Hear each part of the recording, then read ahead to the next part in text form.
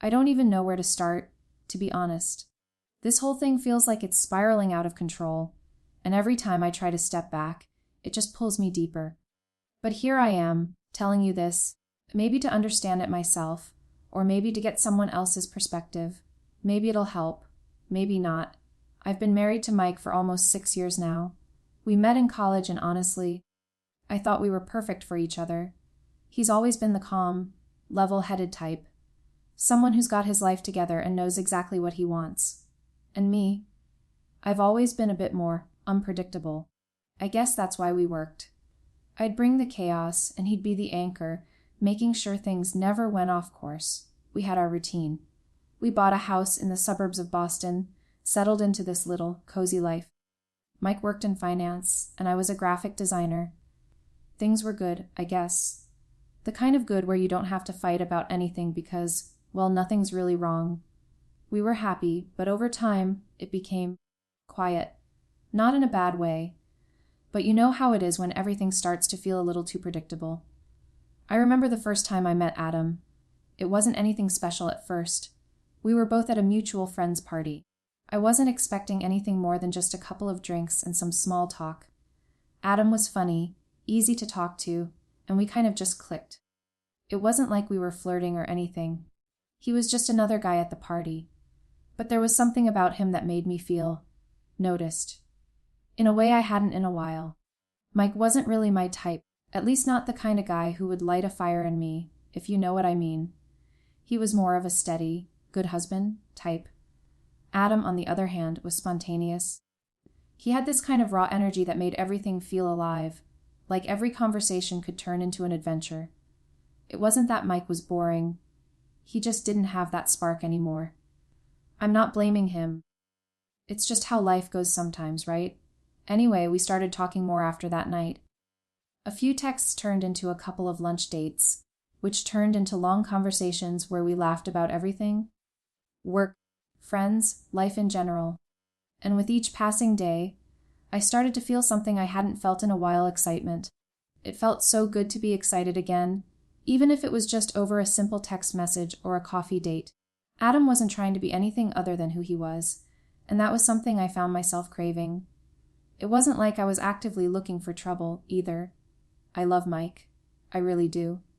But with Adam, there was this spark that I didn't even know I missed. Looking back, I see how easy it was to let things slide into something more than just innocent fun. The moments became longer, the texts became flirtier, and it started to feel like something I was sneaking around with, something that made me feel alive in ways I hadn't in a while. And then came the first kiss. It happened at a bar after a work event. Adam and I were sitting at the bar, chatting, and he was telling me some story about a crazy road trip he took last summer. I was laughing, and when I looked at him, I saw that look in his eyes, the one that said we were both on the same page. Before I even knew what was happening, he leaned in and kissed me. It was quick, but it hit me like a wave. It wasn't a full, blown affair. It was just a kiss, but it felt like the beginning of something I couldn't stop. I think I knew deep down that it was going to go farther. There was this pull between us, a tension that I couldn't ignore. I didn't tell Mike about it, obviously.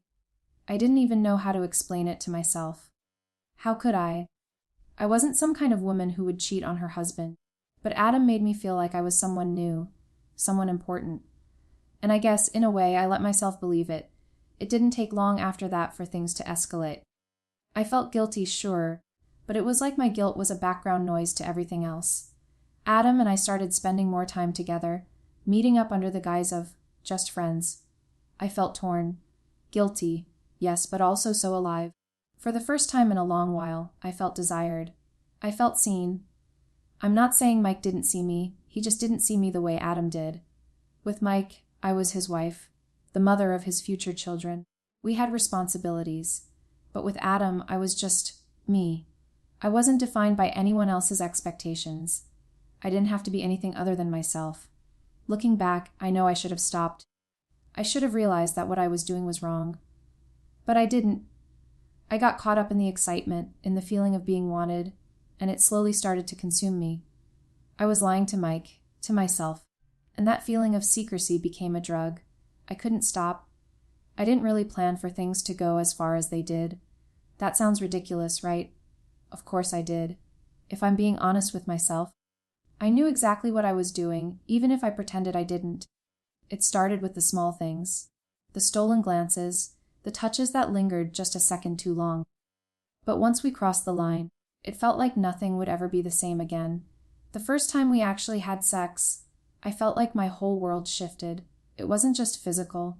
It was emotional, mental, everything. There was this overwhelming rush, like finally giving in to something I'd been holding back for years. With Mike, sex had become routine, comfortable, predictable. But with Adam, it was raw. It was like we were burning through every inch of tension we had built up.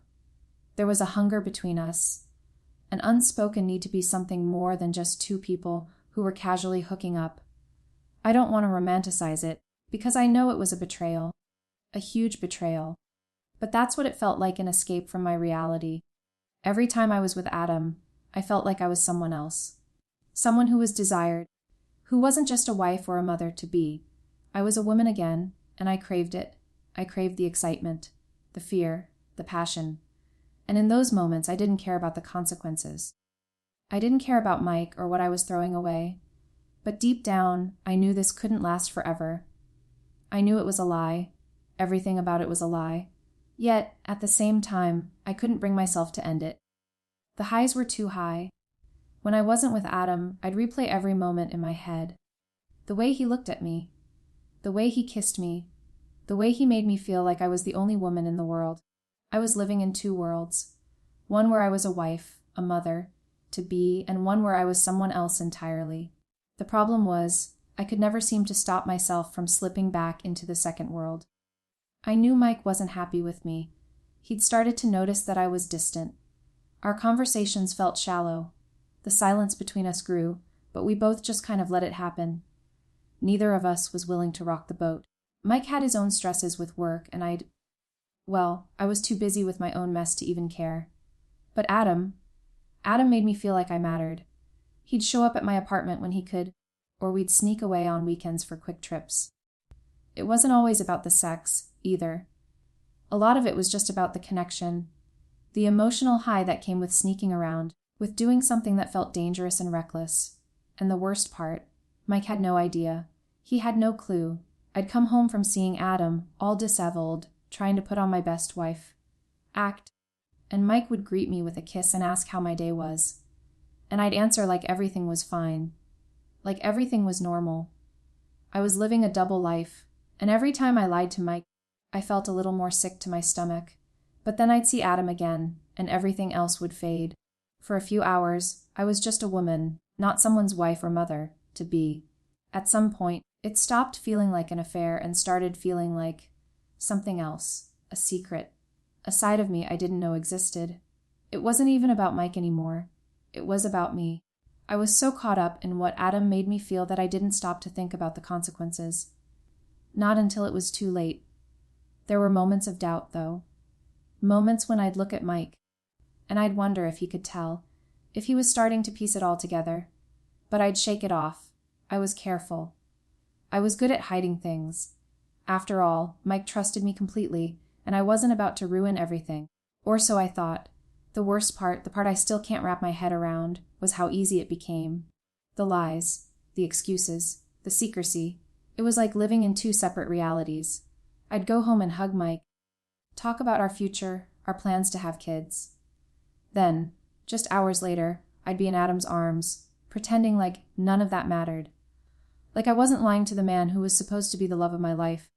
And then came the moment I'll never forget. The moment that changed everything. I found out I was pregnant. It wasn't planned. It wasn't even something I had considered. I mean, Mike and I had been trying for a baby for a while, but it hadn't happened. And to be honest, it wasn't something I thought about much anymore. But this time, it was different. I found out right after a weekend with Adam, and I had no idea who the father was. That terrified me. It should have been a wake-up call. But instead, I just panicked. I kept it to myself for a while, unsure of what to do. I tried to act like everything was fine when I told Mike, but I could see the confusion in his eyes. He didn't know what was happening, and honestly, neither did I. What was I supposed to do? I was already so deep into this mess, and now I was carrying a secret that could break everything. I didn't know how to move forward. And at that moment, I didn't even know if I could. I didn't know who I was anymore, or who I wanted to be. But there was no turning back now. There was no undoing what I'd done. I was pregnant with a child who might not even belong to the man I'd vowed to spend my life with. And I was scared. So damn scared. It's strange how life has a way of making everything feel like it's moving in slow motion when you're living in a lie. At the time, I didn't want to face what was coming. I kept hoping that somehow things would just fix themselves, that I could keep both worlds separate and never have to confront the mess I had made. But deep down, I knew the truth. I knew it wasn't going to be that easy. When I found out I was pregnant, everything shifted. I remember sitting in the bathroom, holding that test, and the world feeling like it was closing in on me. I couldn't stop shaking. I knew the timing was wrong, way too wrong, but I didn't know how to fix it.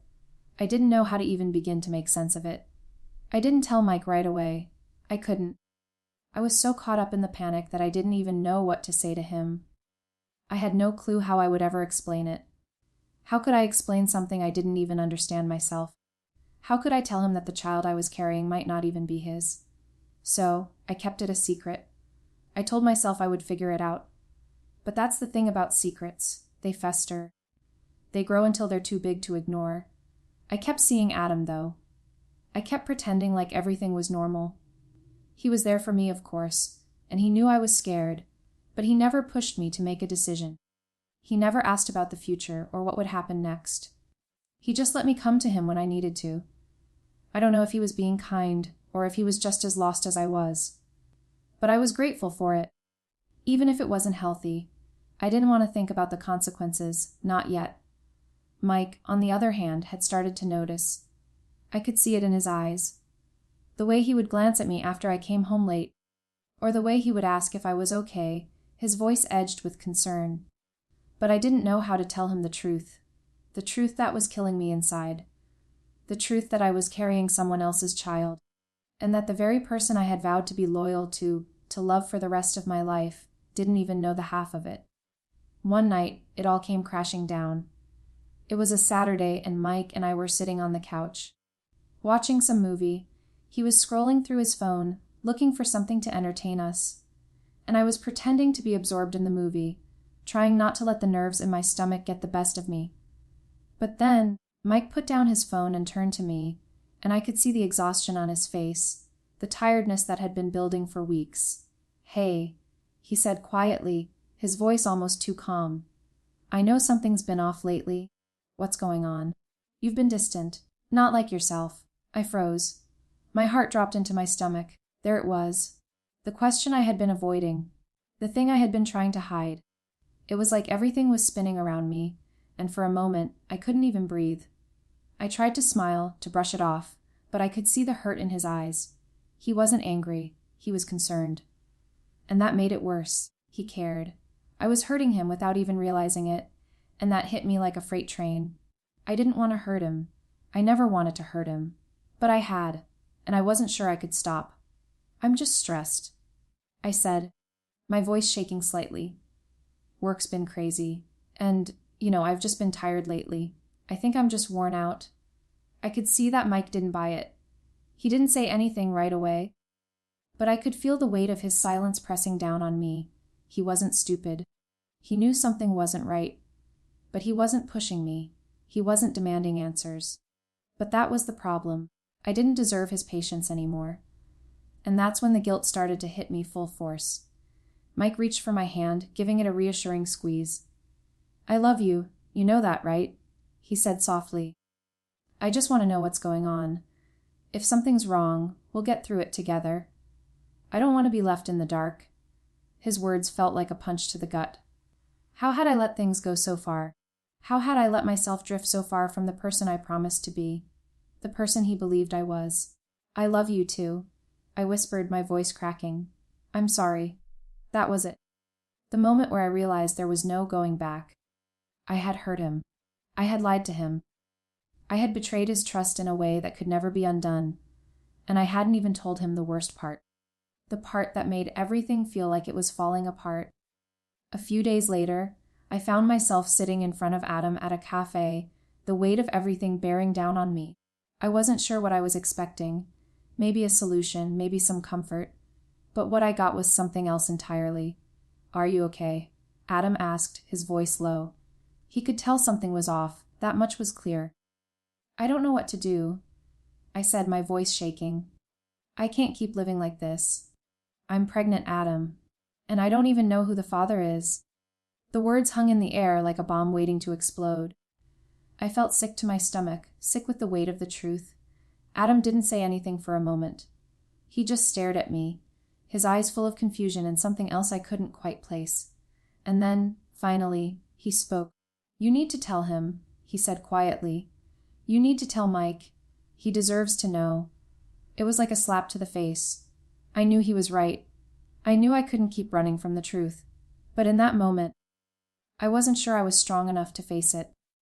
I wasn't sure I was strong enough to face the man I loved and tell him that everything we had built was a lie, that his wife had been unfaithful.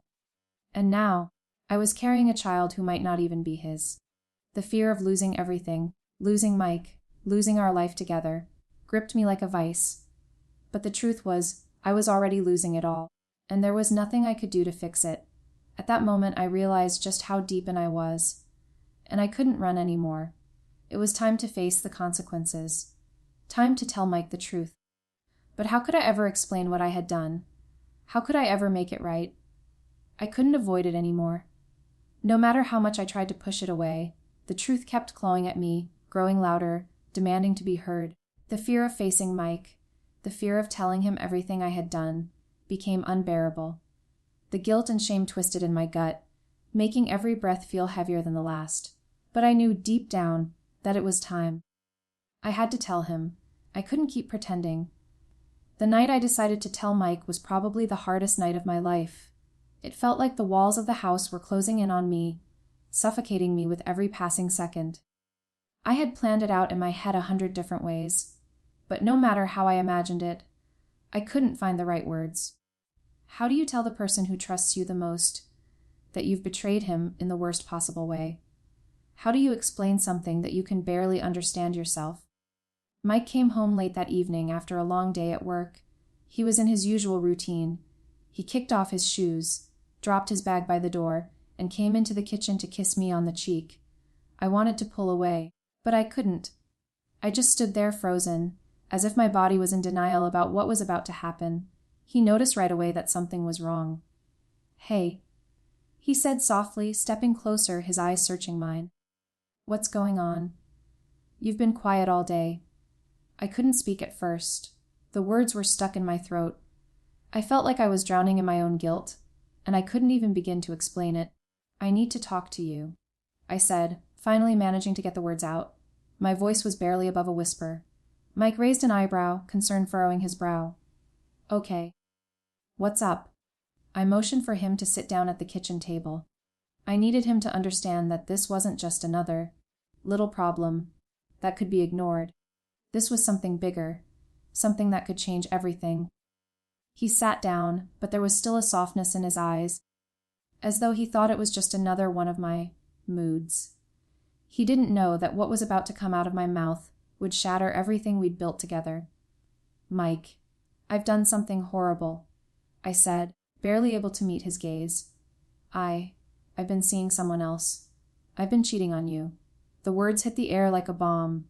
Mike froze. For a moment, I thought I saw him almost laugh it off, as though he hadn't quite processed what I was saying. "What?" he said, his voice calm, almost confused. "What are you talking about? What? Who?" I could feel the panic rising in my chest. "His name is Adam. I didn't mean for it to happen. I didn't plan it, but it did. And I've been lying to you. For months now. I've betrayed you, Mike. And I'm so sorry. I'm so sorry." He didn't say anything at first. He just sat there, staring at me, his face a mixture of disbelief and confusion. I couldn't read him. I couldn't tell if he was shocked, angry, or just numb from what I had just admitted. And that made everything worse. "I didn't want to hurt you," I continued, my voice cracking. "I didn't want to ruin everything we had. But I did. And now, I'm pregnant. And I don't even know if it's yours." At those words, his face went pale. He didn't say anything right away. He just stared at me, like he was waiting for me to say it was all a joke, that I was kidding, that this wasn't real. But there was no punchline. "This wasn't a joke. I don't know what to say," Mike said, his voice finally breaking. "I don't know how to—" I could see the tears welling up in his eyes, and it broke me. He wasn't angry yet. He was hurt. He was devastated. And that was worse than any anger he could have thrown at me. "I'm so sorry, Mike," I repeated, almost pleading. "I never meant to hurt you. I never wanted to." He cut me off, his voice barely above a whisper. How long has this been going on?" I hesitated. "A few months. We got close. And then it just happened. I couldn't stop it." Mike looked like he had been hit by a truck. He pulled his hands into fists, then slammed them down on the table, the sound like a gunshot in the silence of the room. "I trusted you," he said, his voice trembling with emotion. "I trusted you. And you did this to me. I didn't want to. I didn't think it would go this far," I said, tears streaming down my face now. I was so confused, Mike. I felt like I was losing myself, and I got lost in something stupid. Mike stood up suddenly, his chair scraping loudly against the floor. He paced the room, his hands running through his hair, his mind clearly trying to process the words I had just told him. I had never seen him like this.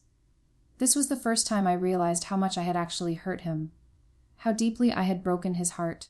"Why didn't you tell me?" he asked, his voice hoarse. "Why didn't you come to me? Why did you do this?" "I was scared," I whispered. "I was ashamed. I didn't want to lose you." "Do you even love me?" he asked, his eyes searching mine, as though trying to figure out if there was any truth left in me, if I was still the person he had married. I froze. That question, "Do you even love me?" cut through everything. It was the one thing I couldn't answer. I didn't even know if I could. How could I say I loved him when I had been willing to risk everything for a fleeting moment of excitement? How could I claim to love him when I had betrayed him in such a profound way? "I do love you, Mike," I said, my voice trembling. "I never stopped loving you. But I made a mistake.